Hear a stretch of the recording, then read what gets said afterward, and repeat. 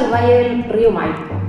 Las aguas del Maipo corren por canales construidos hace muchos años, dando vida y agricultura a toda la zona. Estamos en la comuna de Buin, en la viña Santa Rita.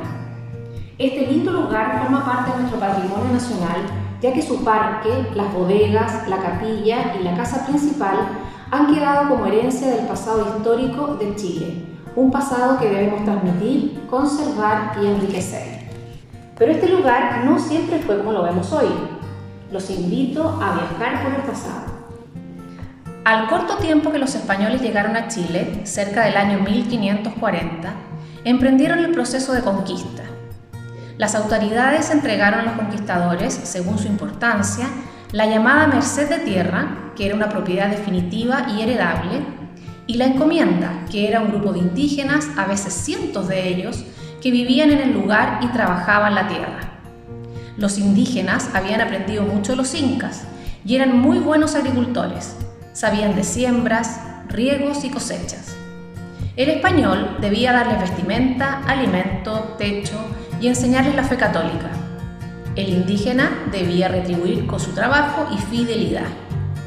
El año 1575, el gobernador Rodrigo de Quiroga entregó como merced de tierra la estancia de Maipo, hoy Santa Rita, en la ribera sur del río. Se la entregó a Cristóbal Muñoz, quien fue el primer español que comenzó a trabajar esta tierra. Se dedicó a la crianza de animales traídos por los españoles, como el ganado bovino, caprino y ovino, de los que se obtenía cuero y cebo que se vendía en las ciudades e incluso se mandaba al Perú. Poco a poco, la cultura española se fue fusionando principalmente con la mapuche y con otros grupos, como por ejemplo con los esclavos negros traídos desde muy lejos, y el mestizaje se instaló como la principal característica de la sociedad en Chile.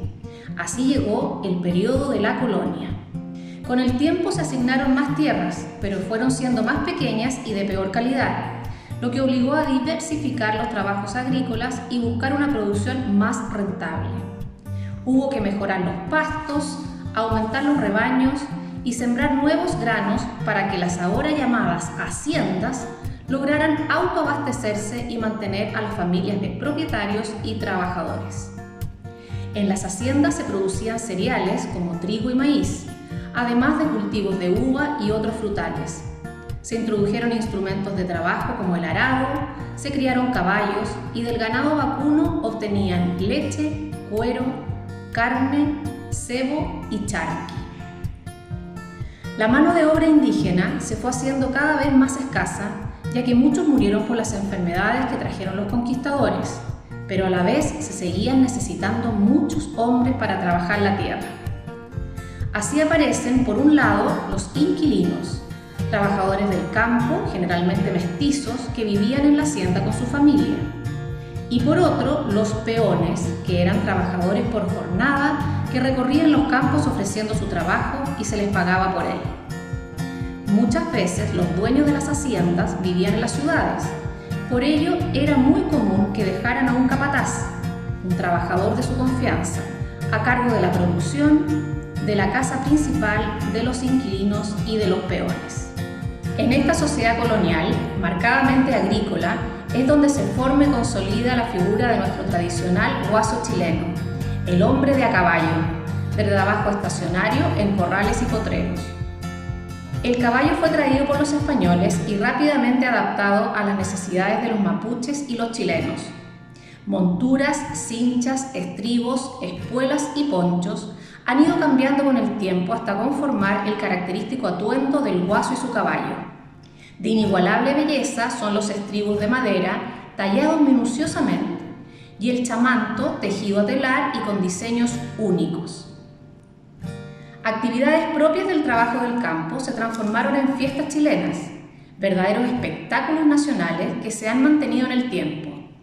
La cosecha de uva para el vino en la vendimia, separar el grano de la paja en la trilla a yegua suelta y apartar y marcar el ganado en nuestro rodeo.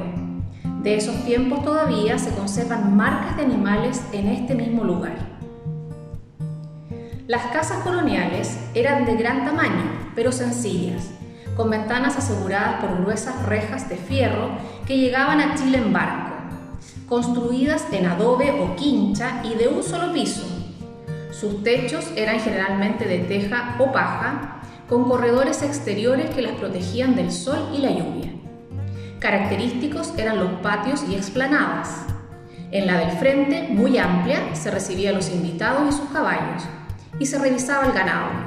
Al interior solía haber un patio con jardín, huerto, frutales y un pozo o pileta de agua, próxima a la cocina y al sector destinado a los quehaceres de la vida familiar. A veces la estructura de la casa se continuaba en bodegas y corrales, muchas veces construidos con piedras del río. El interior de la casa también fue cambiando con el tiempo, sobre todo en sus muebles y adornos: postigos de madera, baúles o arcones, armarios y alacenas, sillones de baqueta, candelabros, braseros. Pocos cuadros en los muros encalados, pinturas que solían provenir de Quito, Cusco o Potosí, donde los artistas, en su mayoría mestizos e indígenas, copiaban grabados del barroco europeo. Los temas eran religiosos y en cada casa, donde solía haber un pequeño oratorio, había uno o dos de estos cuadros de devoción. En el salón de la casa patronal se realizaban las tertulias, reuniones de amigos y familiares animadas con música y abundante comida. En la casa de los trabajadores del campo había celebraciones más sencillas, muchas de ellas con elementos culturales indígenas unidos a los cristianos. No es de extrañar que allí haya nacido uno de los instrumentos más representativos de la tradición musical chilena, el guitarrón, de 25 cuerdas, utilizado en el canto a lo divino y a lo humano. Celebraciones características fueron las novenas, santos, bautizos, matrimonios, carnavales y cuaresma. ¿Te gustaría haber vivido en la colonia? ¿Cómo crees que se entretenían los niños en esta época? ¿Hay en los lugares cercanos a tu casa algo que te recuerde lo que has aprendido?